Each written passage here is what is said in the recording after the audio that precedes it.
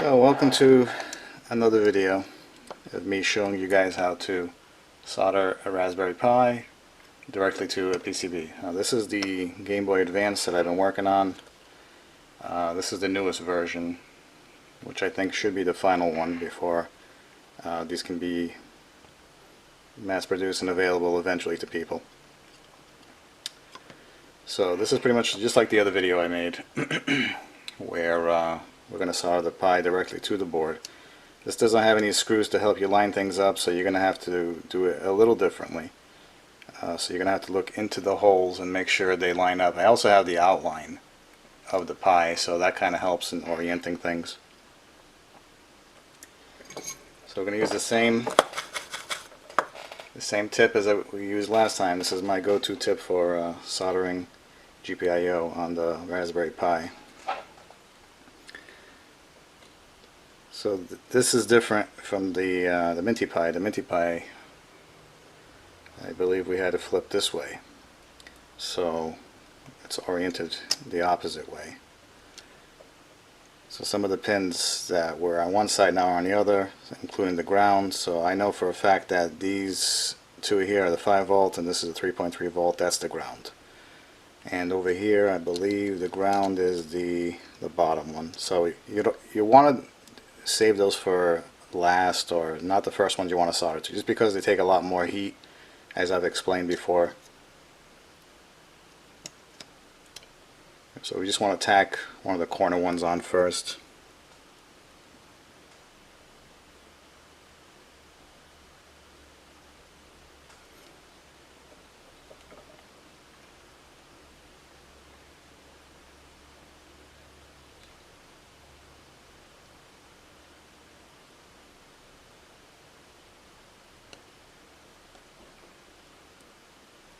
As you can see, it's not moving, so that is on there. So now we want to hit the other side. Just want to take a look, make sure they're lined up. Yeah, they look good. And if you notice, the outline is around the Pi.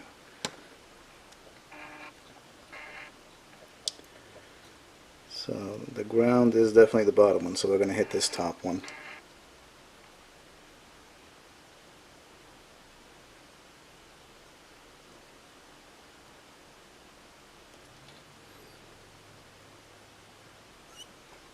Putting pressure down like we did before in the other video. Hold it there for a few seconds, lift up, and that's solid. It ain't going nowhere. Do a quick check, make sure everything's still lining up in the holes. I can see the pads behind them, which I can, so we're good to go. So now we can hit one of these middle ones.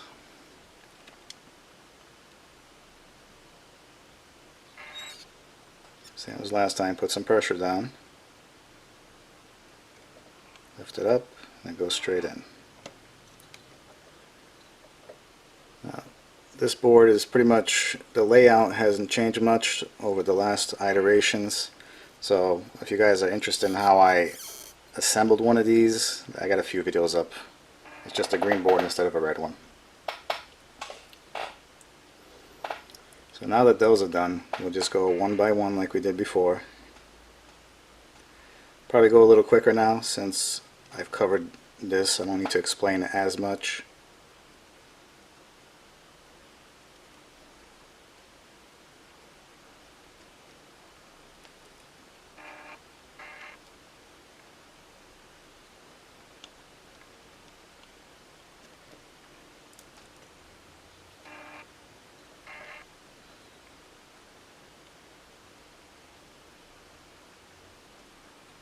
So this is the ground one, this third one here. So you got to hold it there a little longer, make sure you get a good solid connection.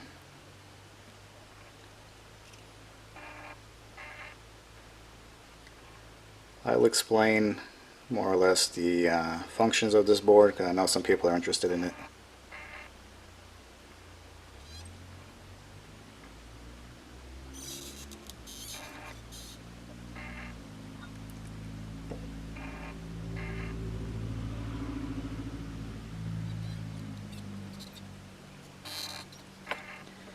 I know I'm kind of in the way, trying to see if I can Get a good camera view with it. Maybe this way, make it easier to show on camera.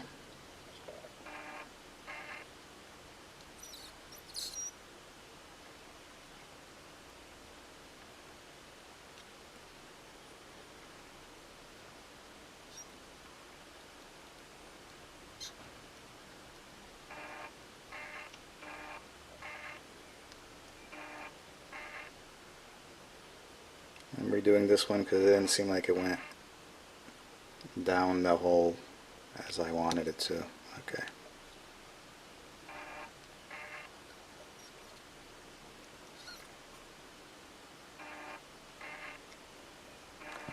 Maybe this way will be a little easier on camera towards the top.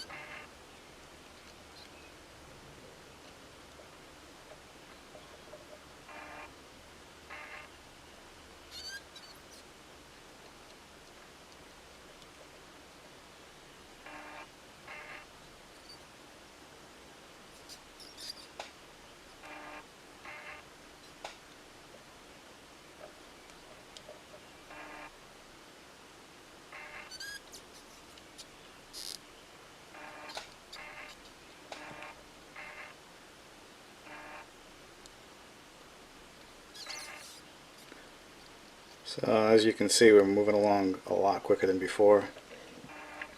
Just because, you know, I don't really need to sit and explain the whole process as I've done earlier. And this is a quick operation for the most part.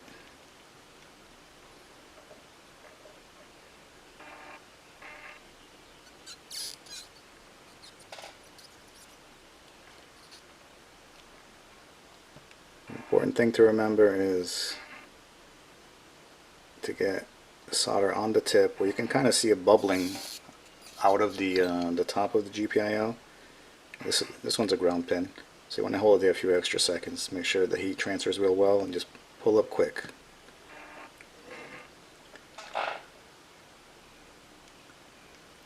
That's the secret. Is you see you get the little solder ball that's moving around. That's okay. That means you have enough where it is spilled out. Pull it out real quick and it goes down.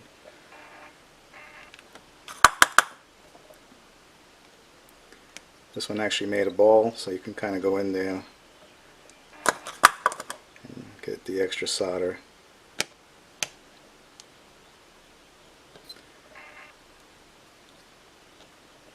There we go. That one's sunk in. We don't want solder balls, you know, like the back. You want it as flush or in the hole as much as possible.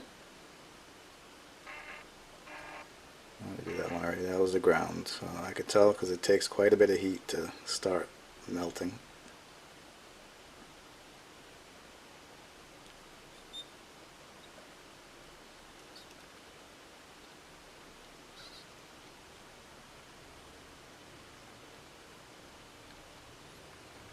We will do a continuity check at the end so we can see what we might have to touch up on. I got a feeling one of them over here, I think we'll have to, just because it didn't seem like it went all the way down the hole, the solder, like the other ones did. Here's another ground one. I could tell because it solidified almost instantly once I moved the tip. So what I'm doing here is I'm trying to get as much surface area with this tip because it's so thin to where it melts the solder.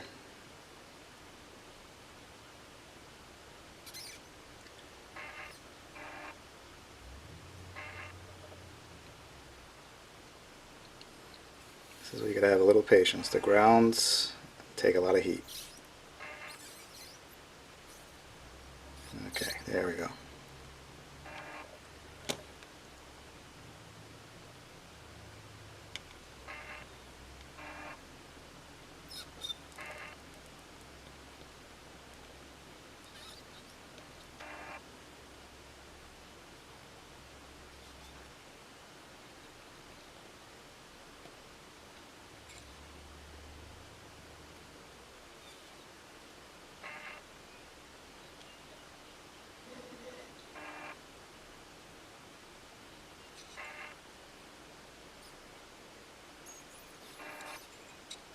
This is definitely another ground, because as soon as I lifted up the tip, it just solidified.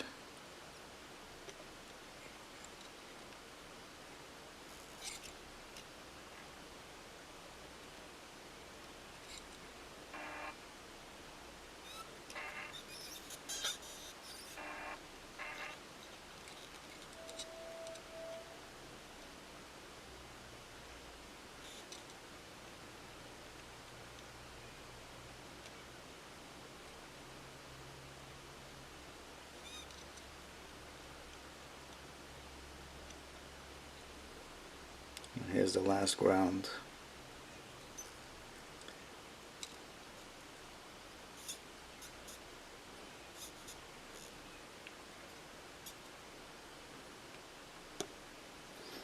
Okay. That should be it. Okay, so we're going to be ready to check the continuity. I got myself a little cheat sheet, so we'll be going off of that since I'm not that familiar with this board.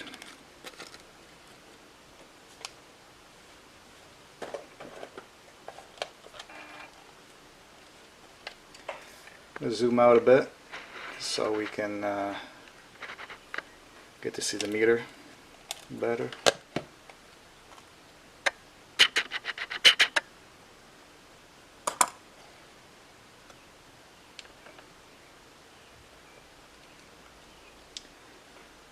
Okay, so this one here, continuity. Where's number 3? 3.3 volts is this one here. Got continuity. This is a ground. We can check pretty much anywhere there's a ground, like over here. We're good.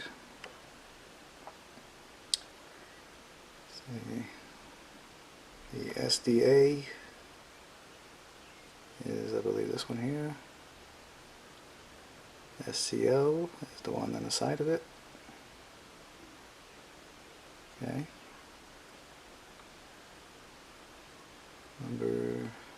This is the keep alive. That one's good.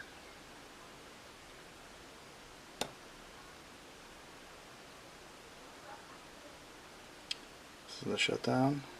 That's good.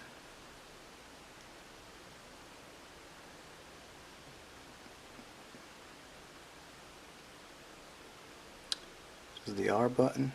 That's good.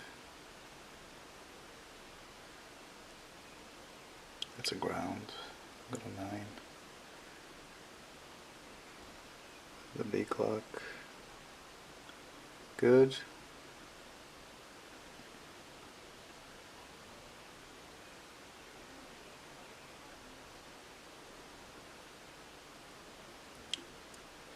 Hall sensor.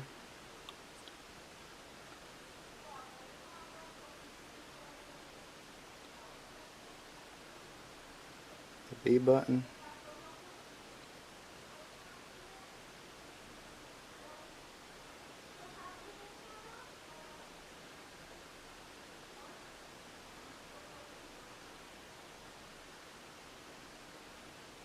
Sorry for the slow down, I'm just looking through the sheet to find the buttons. Mode button.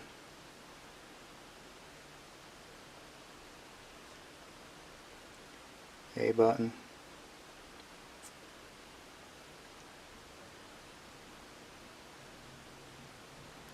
DC for the screen.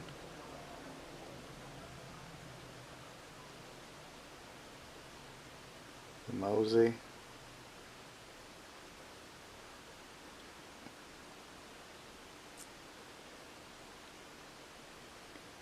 The reset should be reset. Oh, this one here. Okay. So next one would be the X button way up here.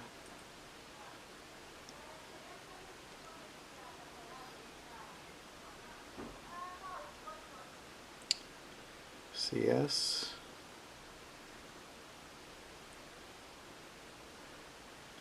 Screen clock.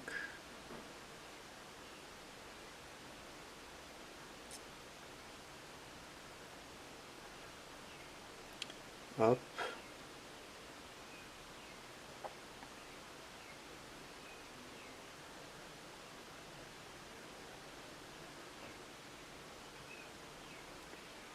Y button.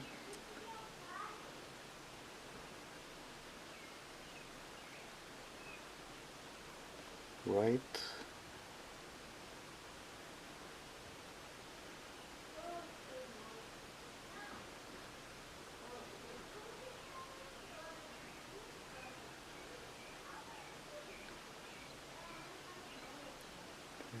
This one is the down.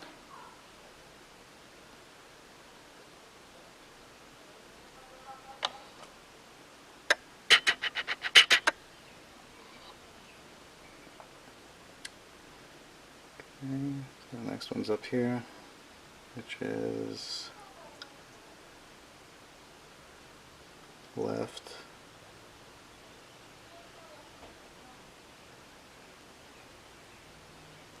Start.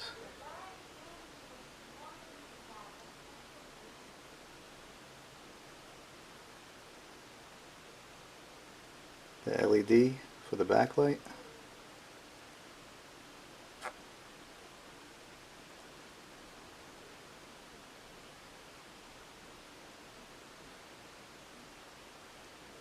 The L button.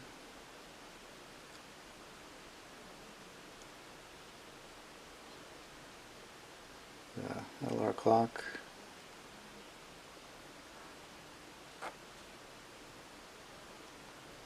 Select.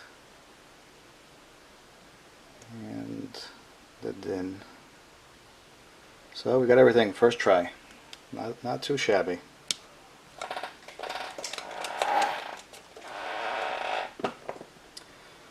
So I guess I'll explain a little bit about the board since some people are interested in it. So there's an add-on here which I'm trying to find now in my wonderful organization of things. So this here gets soldered on top. So this is the USB-C with a very tiny headphone socket. It's a 2.5 millimeter, so the standard headphones will not fit. You'll have to get an adapter or a different kind of headphone. So this one is doubled up just so it gives it an extra height. The going forward, it's going to be 2 millimeter thick, which will give it the perfect height, which is what these two are sandwiched together. As you can see, it's two boards. So this will give it the height so you don't have to do any kind of modification on the back of the shell. I don't have one here right now to show. Here it is. So generally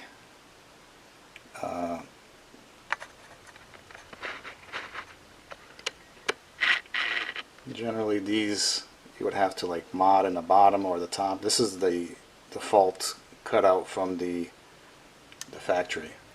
So I didn't want to mess with any of this, so I made these risers. So this, the only thing you have to do is just modify the back a little bit here where it's out of sight, nobody sees that, but the cutouts will be perfectly will fit perfectly with the USB-C and the headphone socket here. So this is going to have a the volume wheel. The volume wheels for instead of the slider. I looked into the sliders, they're super expensive, and then I would have to get an extra part, which is the sliding like plastic cap. It doesn't come with any of these aftermarket shells, which is weird. So I opted for this. And it fits perfect, you know, it fits the same location really good. So this has the on-off switch, which is not the typical one because they don't make them anymore. So this is like an aftermarket one, which just has enough reach where the sliding mechanism will work. The one that comes with the shells. Trying to fix the focus. Okay. LNR standard. We got charging. The typical ones I've been using. Battery monitoring also initiates the safe shutdown once the battery is low. The audio, emergency shut off. So this is going to be in the battery bay. So in case you flip the switch off and the Pi happens to be frozen and it's not shutting down, if you hold that button, it'll shut everything down. So this whole circuitry here is the actual safe on and off. You turn it on, this allows power to go through and power the system. When you turn it off, it sends a signal to the Pi to shut it off, and then this will cut power once the Pi actually shuts off. On the other side, I got something that people are going to like. So over here is the hall sensor, just like in the Minty Pi version 3. So when you close the lid, it's going to shut the LED light off. So it's still going to be on, it's just going to turn the backlight off. When you open it up, it's going to kick the light back on. There is also an option in the menu where you press the, you hold it in and left or right, and you can control the backlight, so you can put it brighter or darker. So this one has backlight control, so I think that's going to be a nice feature that people are going to like. And personally, the original Game Boy Advance SP doesn't even have anything like that with a shell. So that's something cool to have that the original hardware didn't have. So I'm going to finish putting this together. All I got left is this and the two LNR buttons, and also got to do the ribbon connector, which will connect into this board that the screen will connect to, which I have an older one here. So it's pretty much this, except this one, this for the reverse ribbon. I have one where this is a straight ribbon, but it's just a pain to get it all bent, where this reverse ribbon version, you got one side of the ribbon that is blue and the other side has the pins facing up. So you don't need to do all these crazy bends. It's just a simple wrap, and it goes right in. It works perfectly. In fact, I think I got one here where I could show you. Yep. So this is the ribbon. You got the blue and the pins on the other side. So it goes in like so. Then you can just wrap it around, and the screen is going to be facing this way. So it just perfectly goes in there without any kind of bends. You just wrapping it around. It's pretty similar to what the original design was with their screen on the original SP hardware, where the ribbon loops around the hinge cover and then goes up into the top shell where the connector of the screen is. So once I get one put together, I'll show it off and show the functions and how everything works. And hopefully pretty soon we'll have these available as well. But in the meantime, once this is all said and done and it's all been debugged and everything is working, a buddy of mine, Great Gambino Games, so if you're interested in getting one of these pre-built and don't want to mess with all the assembly and all that, he was going to have some available on his Instagram and his website. So I'll put a link to his stuff, and as soon as I got this all buttoned up and everything is working, I'll have another video soon showing off its gameplay and some of the features. Well, thank you for watching.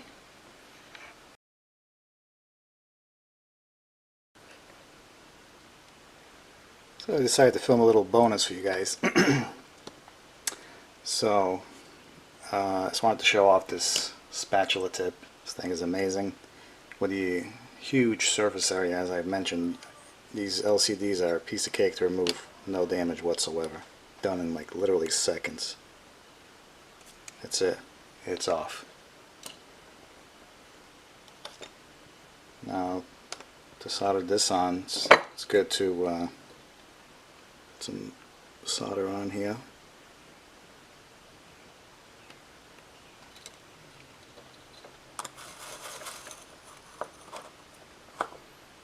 I want to clean the tip of excess solder.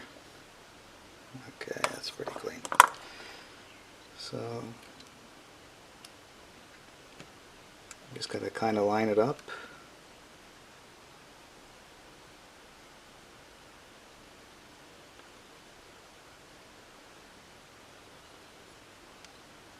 And there we go. 2-second job. The right tools does the job right.